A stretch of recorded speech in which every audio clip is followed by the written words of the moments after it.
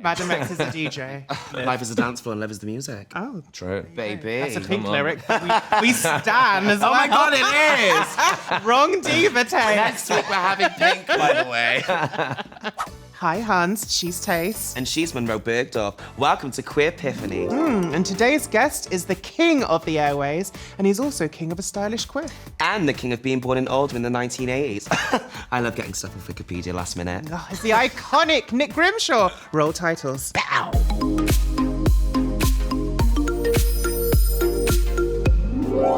Nick. Hi. Grimshaw, Grimzilla. How's it hanging, baby? I'm really good. Hey, thanks for having me. Thanks for being. I love it here. Do you love the place? I'm obsessed with it. Right. It's like exactly like my living room. Now, Nick, I know you must be absolutely gasping, but don't panic, because we've got you a deliciously refreshing, earth-shattering cocktail. I made it myself. Well, she's lying about that.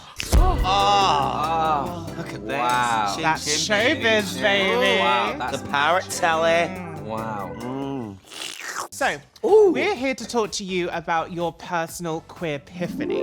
That's right, baby. It could be a TV show, a film, a bit of representation in the media. It could even be the moment you walked in today and saw me and Munroe in these sickening outfits. I'm gay. The choice is yours. So tell us what young Grimmy's queerpiphany is. I think my queer epiphany that I'd like to share is In Bed With Madonna. Oh. Which just was like, not necessarily like an instant light switch moment. That whole film was like a tour film. For me, I loved it because you got to see like behind the scenes of the tour, you got all the bangers, you got to see Madonna, who was like, you know, the central star of it. But then it felt like on a level to her were all her dancers, who were like, the majority of them were gay. And it was great to see this sort of nearly always happy family together on tour together. So to see that just like representation of like daily gay life. And there was just something great about seeing like these gay guys hang out, but also they were like proper cool. Like they were really aspirational and like funny and sharp and like gorgeous. You definitely wanted to be there when you watched it. I saw it when I was super young. And then when I was like probably a teenager, maybe like 14, 15 or something, I saw it then.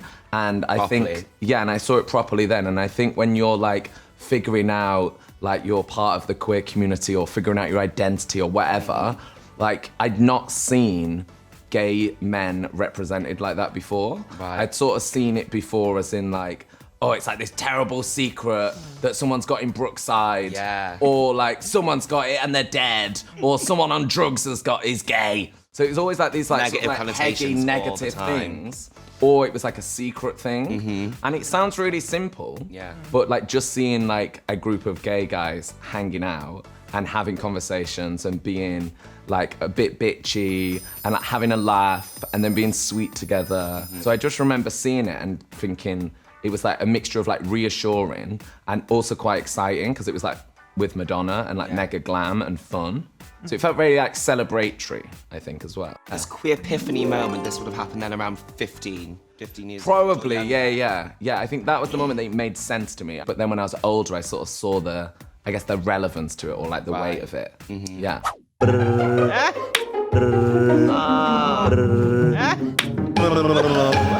Sorry. Right. What was 15-year-old Grimmy like? Oh my God. We want to know all the tea. Wow. Like bad outfits. I remember I wore a pair, my first day, I wore a pair of silver wet look that were slightly flared Armani jeans. Oh, wow. Like a hearsay video. Very hearsay. The thing I love about Madonna is her ability to reinvent herself and come at herself with a new look, a new sound, a new feel. What's your favorite Madonna era? Oh my God. I really love like the Vogue era and like erotica. Erotica was a gag. Such a gag. Sex book. Yeah, the sex book. The sex book Talk about the sex Oh my God, book. yes. incred. I kind of want to do, for my next birthday party, do a night of 1,000 Madonnas. Oh, yeah. And everyone does a different era of Madonna. What'd you do? Yeah. I'd probably do Confessions on a Dance Floor era with the leotard. Oh, yeah. You know, just pushing. Sit down, like just Yes. doing a hip thrust.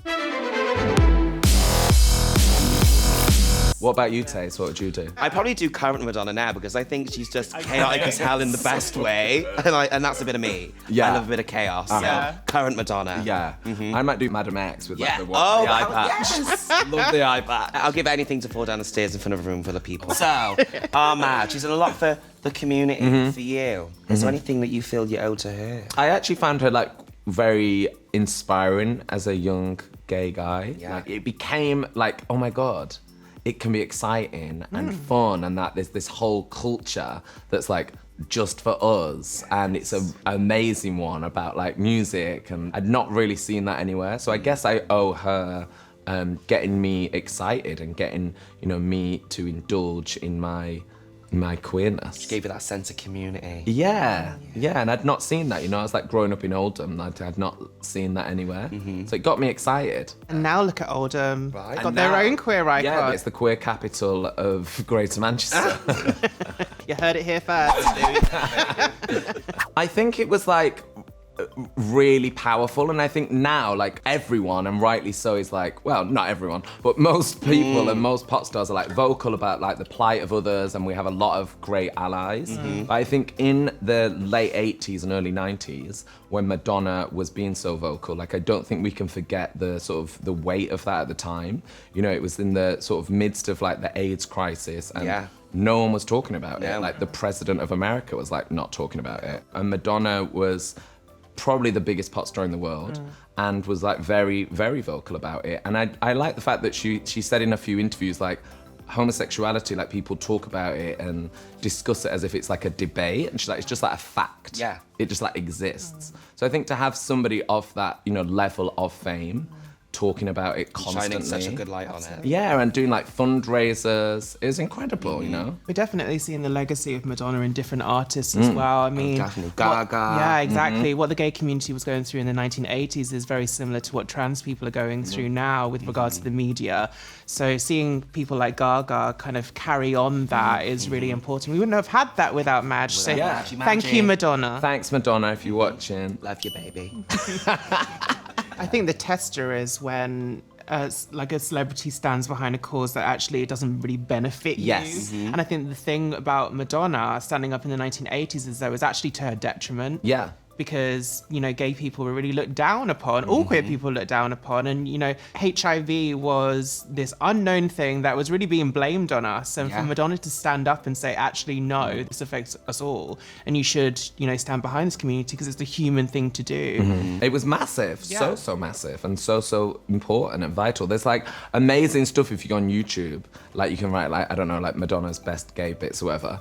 They never stop. Like they never ever stop like her talking about like gay rights and like shooting people down, and it's amazing.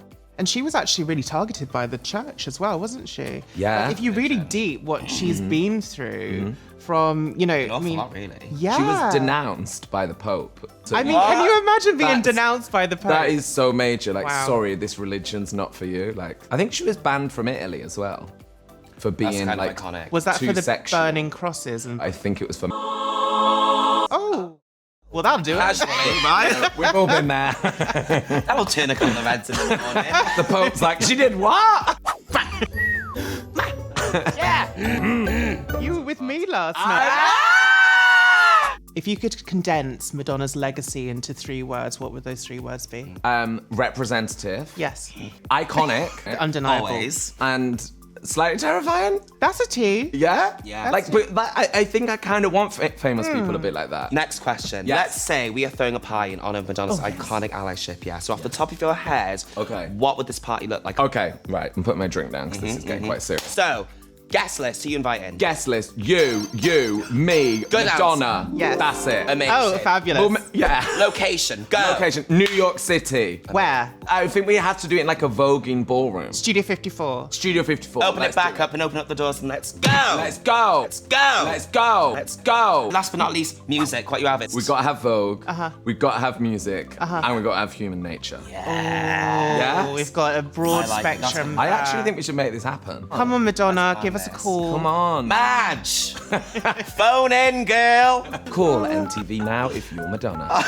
Well, Grimmy, baby, it's been absolutely phenomenal having you here today. Thank you for blessing us with your presence. Thank you for having me. And of course, thank you for telling us all about your amazing, madtastic Queerpiphany. And as for you lot at home, yeah, you've been all right and all. Thanks for watching. Bye.